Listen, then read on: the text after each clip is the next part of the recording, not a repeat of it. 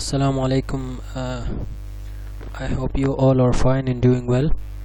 In our last class, I think we have discussed regarding factors that are influencing learning and training. So we have discussed globalization, we have discussed different uh, assets that the company is having, human capital, and different aspects of that as well. So now in this class,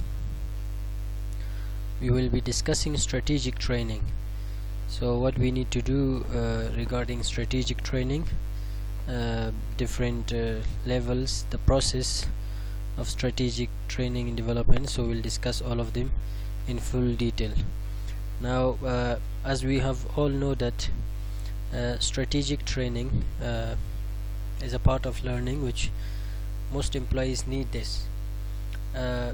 In the success of every organization, employees' involvement or empowerment play a very key role in organization, in any business. Their involvement in different sectors, in different aspects of a business, that's very, very important. So same thing in strategic training as well. So what is your vision, missions, goals, objectives, values of the company, how to conduct training results, expenses, money. There are different things that we will discuss, most of them in full details. So that's why it's very important for an employee to learn new knowledge, to learn new skills, in order to have a competitive advantage in the market. The companies needs to provide training and development programs, workshop for their employees. So let's read the slide what we have was searching regarding this topic. So I found this: recognizing that learning is a part of all employees' responsibility. Both manager and peers, along with training professionals, are actively involved in helping other employees gain new skills and perspectives. This helps to reinforce the value of learning and its importance for the business. So we have discussed involving helping other employees gain new skills. So it's involvement of all managers, CEOs, peers, training professionals, employees. So it's the involvement of all of them, so that they can learn new skills and learn new things. McCormick and a company recognized this example is a company in USA recognized that learning through training and development is critical for meeting its main strategies.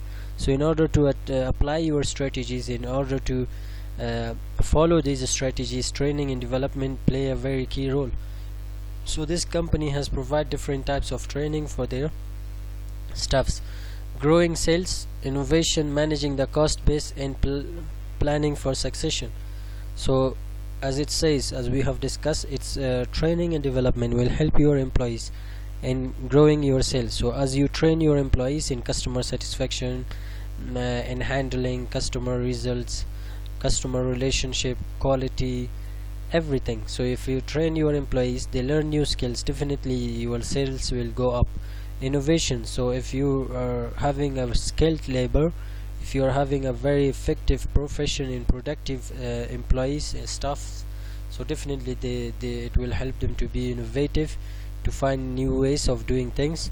So they are trying to bring something new, they are having technology, they can use it to innovate or something, produce a new thing to the market. Managing the cost: so as we have discussed, or you have discussed this issue in accounting, every company wants to reduce their cost, whatever, if it's operational costs or whatever costs are related to the business, they are trying to decrease their cost. So once that's the one very important. So if you increase your cost day by day, then it will have negative impact on the company. So that's why it's very important. So training and development will help you to manage the cost base in planning for succession. So how you want to be successful. So why it's emphasis on strategic training importance? That's very why companies are trying, they're more emphasizing on strategic training, their importance, and not only training but strategic training.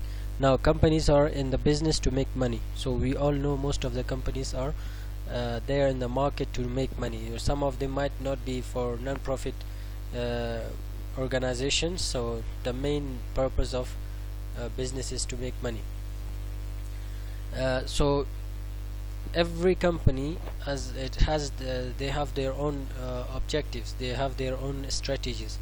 So how they apply this strategy, how they should achieve these goals and objectives, how they should compete in the market, that's all about strategic planning. So strategic training will help them to follow the strategy, to make strategy, to follow it and implement that strategy in the company. That's very, very important point. So a strategy that has a it is encompasses different goals, policies, different actions, goals and objectives of the companies, their policies, different actions to be taken in order to achieve the vision and mission of the company. So it's also the physical capital of the company as well. So that's how it is important. Nowadays companies are more emphasizing on this topic, strategic training. So let's see what the slide says regarding this. Companies are in the business to make money, and every business function is under pressure to show how it contributes to business success. So different departments are under pressure in order to be successful, or face spending cuts and even outsourcing. To contribute to a company's success, training activities should help the company achieve its business strategy. So that's why training will help them to achieve that strategy. A business strategy is a plan that integrates the company's goals. Yes, so what are your goals and objectives of the company? Policies, your different policies and actions.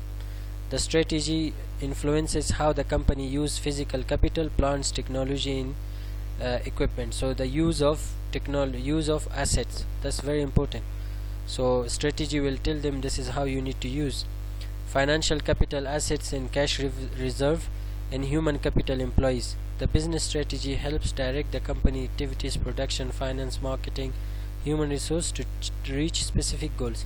So we have all discussed, if you are thinking about physical capital, if you are thinking about financial capital, if you are thinking about human capital, if you are thinking about companies, the different activities, so it all needs strategic training. So your managers need physical capital, how to look after human capital, how to train human capital to use financial capital and physical capital more effectively.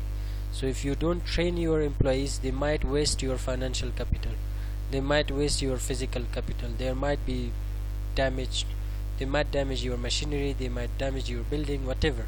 So that's why it's very, very important for your employees to have strategic training in order to use financial capital and physical capital in more appropriate manner and more professional manner, and it increase your productivity in the coming years, or the proficiency productivities go up. So that's why it's all about the importance of strategic training. So the goals are what the company hopes to achieve in the medium and the long term future. So it's very simple point. Goals and objective, I know you have studied them a lot, short term objectives, goals, long term goals, so I don't want to concentrate more on these points.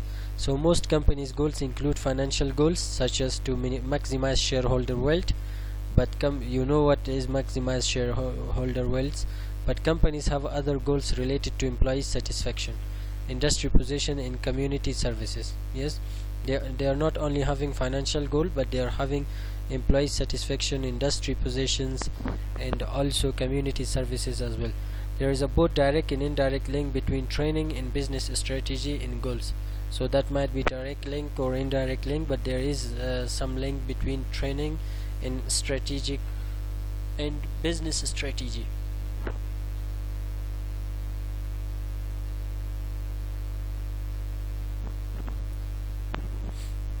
Yes, so training that helps employees develop the skills needed to perform their job directly affect the business. So we have discussed this in last few classes. Giving employees opportunity to learn and develop, create a positive work environment which support the business strategy by attracting talented employees as well as motivating in retaining current employees.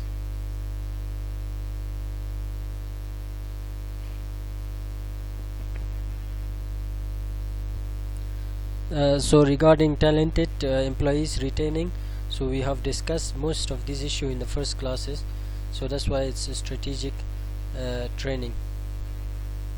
Now let's come, that's a very big slide, is I think example of IBM, how they have shifted their training, what they have done regarding their roles, regarding how much money they have invested in learning, in what they are doing especially. So that's why I've put IBM in a strategic training, so you should understand practically what the companies are doing in order to achieve the goals and objectives of their company.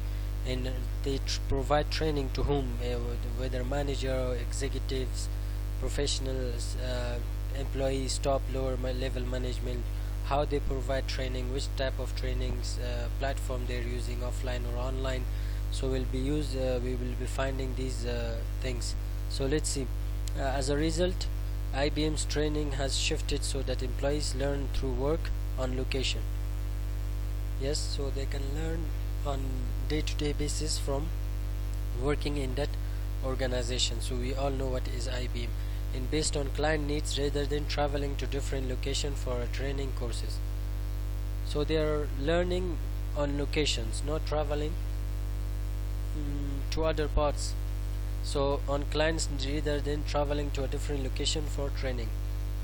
Although formal training courses will still be used to teach managers, executives and salespeople new skills or product lines at critical moment in their career, so they will still provide training for all of them. On-demand learning, as IBM has called it, requires that the learning terms that are responsible for designing the program understand the specific work being done by employees in different roles. IBM has defined over 500 specific roles in the company and the experts required for each role. The learning team has designed learning opportunity into work itself. So you see, learning team, they are having a specific team in order to provide learning, training, learning and other programs, development programs for their employees. So learning opportunity required role. The learning team has designed opportunity into work itself, a concept known as work embedded learning. So they are having a work embedded learning. Employees work via computer to connect with experts, participate in online community on a topic, or complete an online learning model.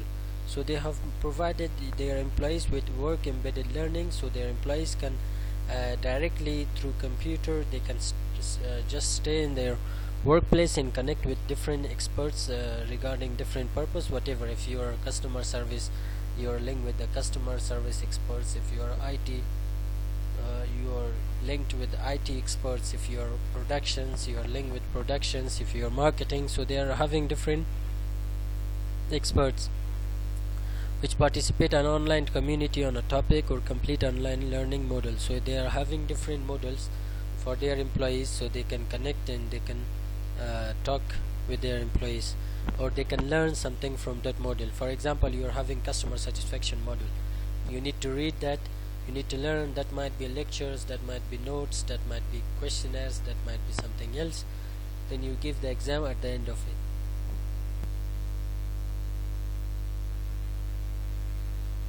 So the amount of time spent on learning and training at IBM has grown 32% through the expansion of work embedded learning. So once they come with the work embedded learning, which is online, the amount of people, employees that are investing time, 32% they have increased. So that means that over 32% people, or 32% has increased in participation. So they are like maybe that is more flexible for them to attend such type of training from workplace and choose modules and follow it. The company has committed more than 700 million to its learning initiatives, which it believes are critical for achieving its business strategy. So imagine they have invested $700 million in order in different learning initiatives, so that employees can learn new skills and develop their skills, so they can compete and follow the business strategy. So what we have discussed on the first classes the training and developments are costing the company. So imagine $700 million is not less amount. So if your training program is not perfect, if you didn't that need assessment that why we need training, how many hours we need, how many months do we need, which type of training is more flexible for our employees, why we need to provide training, whom we need to attract. So imagine it all cost the company. So if you didn't achieve the goals and objective, if you didn't has any impact on after or before training, there's no changes. So it means which we have discussed, you're wasting company's money. So imagine if a company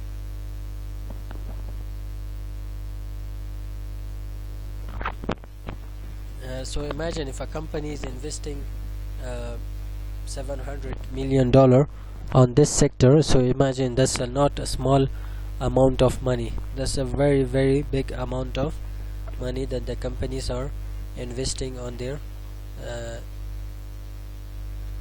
their company. So now in learning there are two important type of knowledge, which is explicit and tacit knowledge. So let's discuss this so it's easy for you to understand. So explicit knowledge refers to knowledge that can be formalized, codified and communicated. That is, it can be found in manuals, formulas and specifications, which you can communicate that knowledge or formalize and codified with others. But tacit knowledge refer to a personal knowledge based on individual experience that is difficult to explain to others. Like if you're working in an organization and you're getting certain experience, because tacit knowledge is difficult to communicate, it's passed along to others through direct experience. Example, interacting with other employees, watching over other employees. So these are all coming through experience. So the type of tacit and explicit knowledge that are important for employees include knowledge about the company, knowledge about your customers, and knowledge about the company's business processes. Employees need to understand the company's business strategy and financial statement, as well as how the company is organized. So employees needs to have more knowledge regarding their company, regarding their goals, regarding their objectives, regarding their customers, who their customers are, what they are doing, and all these things. It's very very important. If employees are not aware of the company's goals and objectives, they are not aware of the company customers, they are not aware of anything, so it's very difficult for them to achieve the goals and objectives. So employees must understand these issues. This gives them some idea of where to go with new ideas, how to seek help with problems, and how to create opportunity for cross-functional business. Employees must know how the company's customers are, who the company's customers are, what they need, and why they choose to do business with the company. So that's all explicit and tacit knowledge. So it's very very important to understand that employees needs to be aware of the company, aware of their business, aware of the customers, goals, strategies, objectives, vision and missions as well. So that's all about this. So the strategic training and development process. So it starts from here. Business strategy. So you have studied mission, vision and the goals and values. So I will go through it. Just next one is strategic training and development initiatives. After that is training and development activities, and the last one is metric that show value of training. So we will be discussing each point. So you should know that strategic training and development process one by one. It goes through from here and finish here. Then learning, performance, all these issues we will be discussing in coming slides. So this model shows that the process begins with identifying the business strategy. Next, strategic training and development initiative that support the strategy are chosen. Translating this strategic training and development initiative into concrete training and development activities is the next step of the process. The final step involves identifying measures or metrics. These metrics are used to determine whether training has helped contribute to goals related to business strategy. The following section details each step in the process. So I have said, so these are just the processes. It goes start from the strategy and finish into the metrics. So let's read each and every one of them. So the first one is identifies the company's strategy. So what is the company mission? What are the vision? So you have studied mission, vision, in the values and goals. So you have already know what are they. So in the first thing, identify this. So you must identify the vision and mission of the company. So what is your vision? What are the missions, objectives, goals, values? So these are all things which you need to find on the first space when you are providing the training process. So these factors influence the company business strategy. First, the company's mission, vision, values and goals help to determine the strategy. These are usually determined by the top management team. The mission is the company's reason for existence. It may specify the customer served, why the company exists, what the company does, or the value received by the customers. The vision is the picture of the future that the company wants to achieve. Values are what the company stands for. So it's all about these things. So vision, missions, objectives, values. So when you are providing strategic training, so you need to give them your vision. You need to elaborate and specify each and every point regarding your vision, mission, objectives and everything. So the next step is identify strategic training and development initiative that support the strategy. After clarifying your mission, vision, missions, objectives, goals, values, then there's a next steps. Strategic training and development initiative are learning related actions that a company should take to help it achieve its business strategy. The strategic training and development initiative vary by company depending on company, industries, goals, resources and capabilities. So this strategy depend on company's goals, objective, which type of industry, how much resources they are having. So you all know that resources which we have discussed: capital, human capital, financial capital. So different types of resources that the companies are having. So the initiative are based on the business environment and understanding of the company's goals and resources, and insight regarding potential training and development options. They provide the company with a roadmap to guide specific training and development activities. So it is a direction for companies, which type of activities they need to follow, why they need to follow certain types of activities in order to achieve their goals and objectives. They also show how the training function will help the company reach its goal. In doing so, show how the training function will add value to the company. So it's a roadmap for the company, the strategy that the companies have. It depends on the company's resources, how much resources they are having. It depends on their types of industry and capabilities as well. So it helped them to find out that solution as well.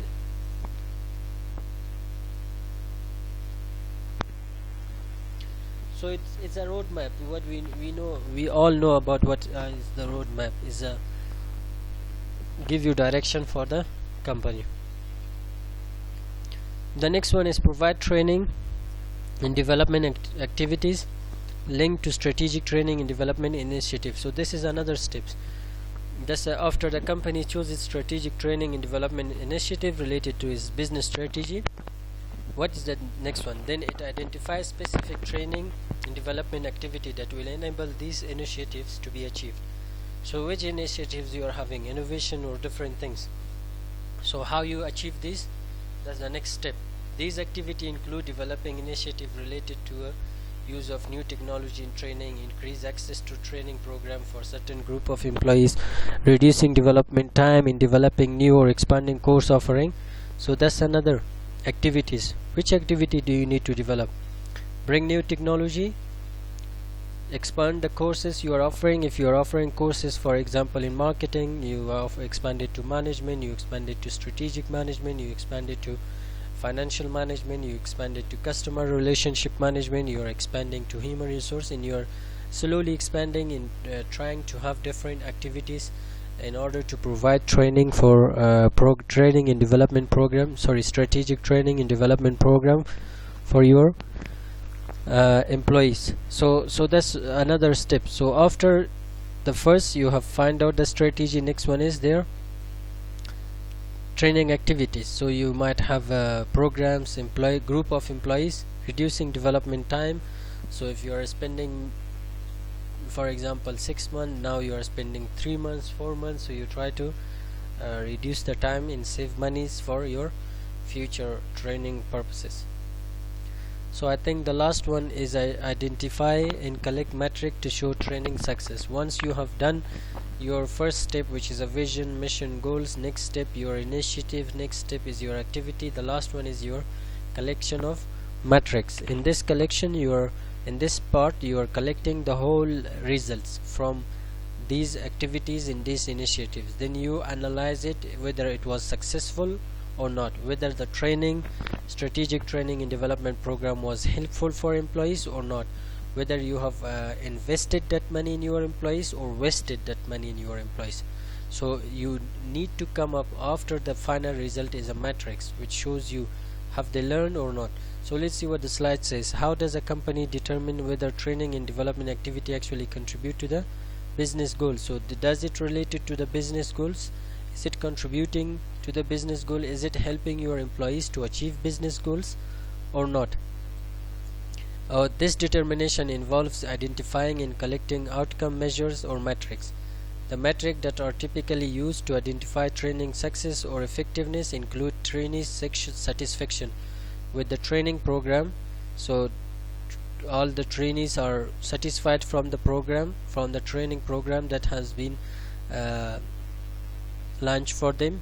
Are they satisfied? What are their objections and suggestions?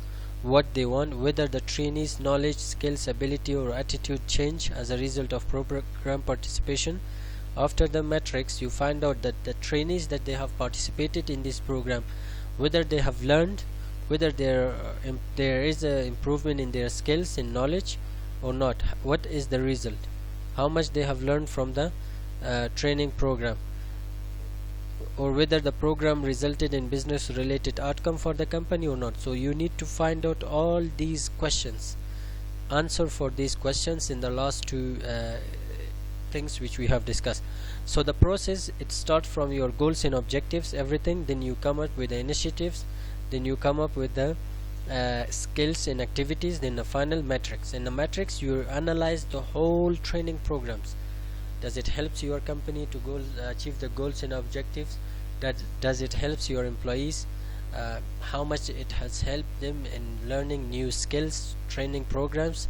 So you find out all of them, and then you see that was this training program, strategic training program, was successful or not.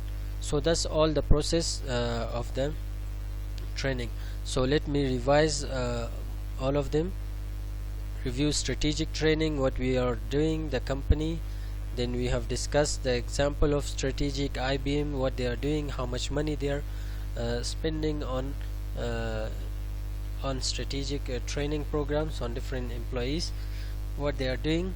Then we come to the explicit and tacit knowledge, what are they.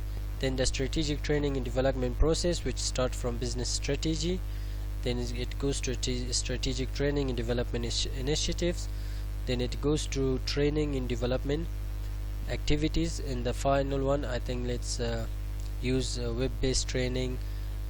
You can make development planning mandatory, developing website for knowledge sharing, develop websites, so you can do different types of activity in here. Increase amount of customer service training.